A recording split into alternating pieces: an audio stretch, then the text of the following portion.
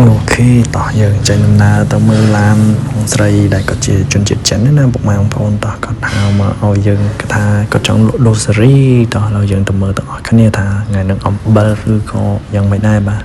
បញ្ជាក់ពុកម៉ែបងប្អូនបើមានឡានចង់លក់ចង់ដូរសេរីអីឆាតបងប្អូនខមបងប្អូនលេខទូរស័ព្ទខាងលើនៅពុកម៉ែបងប្អូនបាទទិញស្រួលលក់ស្រួលធានាទិញតែឡានស្អាតទេបាទឥឡូវយើងមកដល់ពលានហើយបាទពលានចាស់ខេត្តសៀមរាបយើងហ្នឹងបាទតោះយើងចេញដំណើរទៅទៀតហើយអូខេតោះចាំអ៊ុតទាំងអស់គ្នាបងប្អូនថាថ្ងៃហ្នឹងអំបិលឬក៏យ៉ាងណាដែរតែបើខ្ញុំមានអារម្មណ៍ថាអំបិលបាត់ទៅហើយឡានហ្នឹង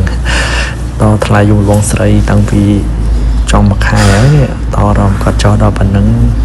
ប្រហែលជាគេមើលឡើងច្រើនឥឡូវយើងមកដល់ផ្ទះគាត់ហើយបងប្អូនបាទតោះ